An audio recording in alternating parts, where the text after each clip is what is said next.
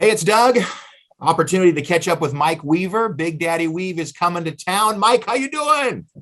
Man, I'm doing great, man. It's good to get to talk with you again, man. Get to catch up. I think the last time I saw you was at our little town fair, dude. You were actually there at the Wilson County Fair. I was like, no way, dude. The fish is at the fair. That's awesome. That's right. We try to get out as much as possible. I think all the restraining orders had cleared for me for that county. So it was good to see you walking around too. That was always fun. That was perfect. I probably look bewildered, man. I can only wander around for a certain amount of time. Big daddies kind of give out. You know what I mean? And so there's like, yeah. Well, talk to us about April 24th. I want to make sure I get the date right. April 24th, New Vision Baptist Church in Murfreesboro. Excited, man. Excited because we've been out on this tour with a great new friend of ours, Ryan Ellis, which his song Heart of the Father is just amazing. Man, he is the most fun guy to be around. I went back in the back lounge the other day, and you never know what you're going to find when you open the door on the bus anyway. You know what I mean? It's just like this. I mean, all these guys, we're just like living in this space together. It's this super confined space. And I looked back, I opened the door, and Ryan Ellis has got do you know what Oculus is? It's like a virtual reality thing. He's this game system, Yeah. So he's got the whole headgear on, and he's doing all of these things back there. And I was like going, that is not what I was expecting to see right now when I opened the door. Was he playing the Big Daddy Weave game, or what was he playing?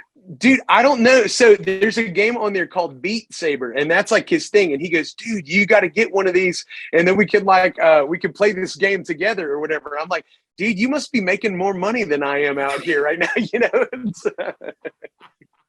The virtual toys. Yeah, no doubt, man. But it's been so much fun, man, because he's just playing kind of low key acoustic and just leading worship and sharing stories, man. He has a powerful story about just walking through loss, man. He and his wife lost a son, just a child, and man, him talking about how Jesus saw them through that is just it's a hard and an encouraging, story. But it's so awesome, man, because what is like the anesthetic for the stuff that we go through to me in life so often is just, man, being in God's presence, man. And when Ryan leads worship, man, it's just such a special time in God's presence, man. So we love him. We love being out on this tour, on the All Things New tour. Another hard thing about the tour has been just, we have so many great memories, but just recently losing my brother Jay. And we've been having a time every night in the shows where we get to have some friends who are different artists from over the years that we've toured with, and they all send in videos, and we have a time to remember him.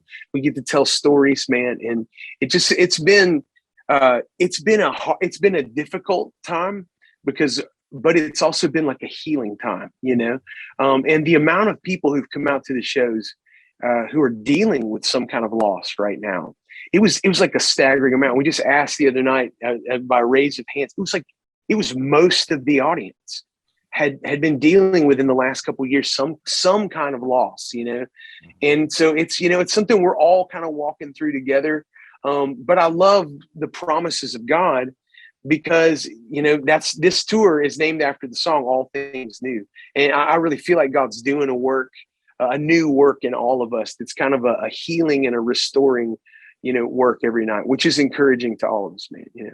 Well, thoughts and prayers have always been with you guys since we heard about Jay. And as you walk that road, I appreciate you sharing and being vulnerable, because I know that that's one of the tricks of the enemy, is to get us isolated and feel that we're the only ones and we don't understand. And certainly something as wrenching as losing a brother, as losing a child, a family member, just to be able to remind people that that's not the end of the story. You mourn, but not without hope. That's exactly right. I mean, and I think that's been the other thing is sometimes as Christians, we sort of feel like you're just supposed to suck it up and you're just supposed to only sing hallelujah all the time. But sometimes the hallelujah is just bringing where you're at, just bringing that just honestly in front of God. You see David in the Psalms, man, talk himself through all kinds of, stuff that he's going through. And I feel like we've run into some people who had bad experiences in church because they felt shamed for grieving. And I'm like, man, if you don't allow yourself to grieve, then I mean, you're never going to be able to move on. It's always going to be this place that's like hung up in you.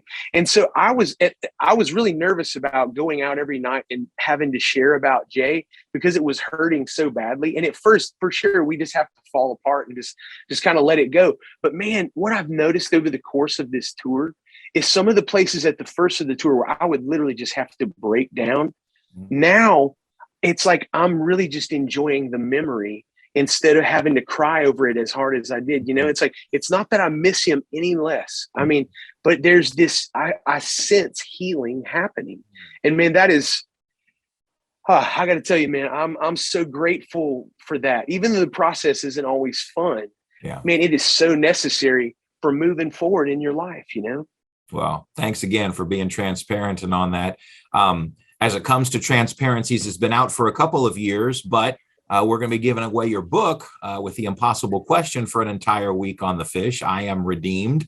For those that may not even realize that you wrote a book, this is your story, warts and all, right?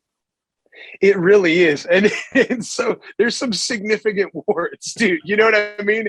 It's like, I mean, it really is that.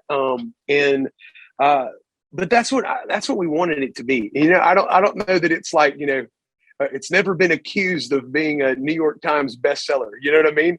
But what it is, and it's just kind of like Big Daddy. We've been around forever, you know, like over 2 decades now.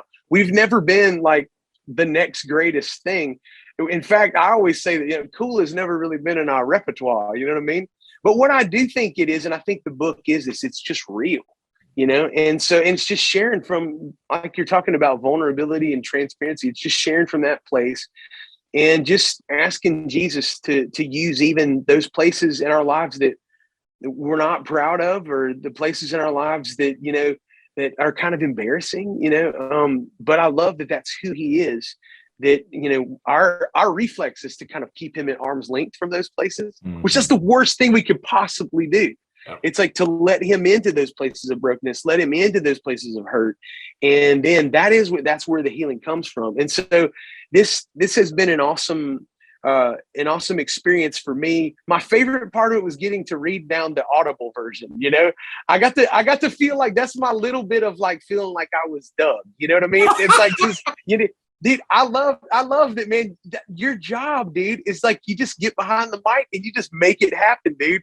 And I was like, that took so many hours to like put the audio version. But when I listened back to it and it was like, it's audible.com or whatever, you know, brought to you by, I was like, come on, man, that felt legit, man. That was, you know, that was, and so it's been neat. The stories that we've gotten from it have just been encouraging as it kind of resonates with people. What I heard the Lord say as we made it was that it's for the ones. It's like, it's literally, it's not, you know, it's for the ones that, you know, I love that Jesus is the one who'll leave a 99 for one.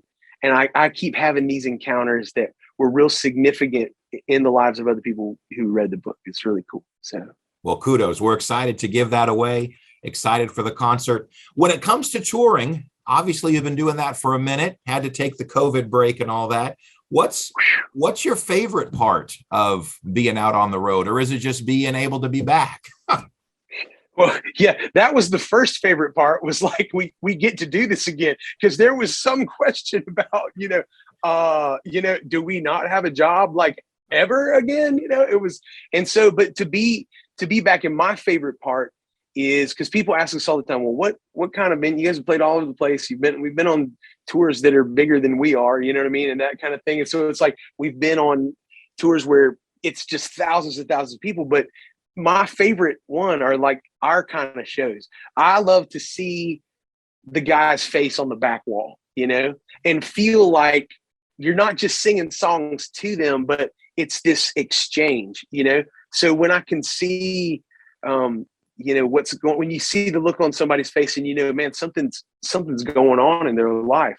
And then maybe later that night, God just changes their countenance, man, because they've received hope, or they heard something that really just ministered to them, or whatever. That is my favorite part. That is all. The rest of, there's a lot of other parts it takes to get to that part. Yeah. But that part makes all the other stuff that can be very difficult worth it. Very cool. Very cool. Well, we're excited for the show. Looking ahead, are there some highlights or things, little stuff you can tell us about what the future holds for Big Daddy Weave, or just keep on trucking? We are keeping on trucking. I feel like when we were all together honoring Jay at the service, just remembering his life, that caught us so off guard. The whole thing was that we were like, I don't know if we can do this anymore without Jay, but really and truly, all of the stories that came in talking about, how Jesus had used his life, it really kind of reinvigorated all of us. And for it to just be about that, not just about music, not about just a job, but about going out. And this is an opportunity to get to interact with somebody in a way that, man, we're praying Jesus would make it more than we could ever make it.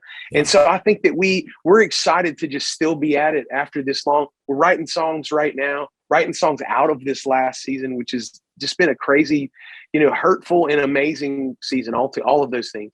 And so we're beginning to work on a new record and have that out soon, and kind of share from that place of some of the things we've been through, and just asking Jesus to do like he did with the loaves and fish. It's like the little kid gave him, it's not enough for multitudes, right? That's what we're bringing. We're bringing what we have, but then we're asking Jesus to use it to touch people's lives.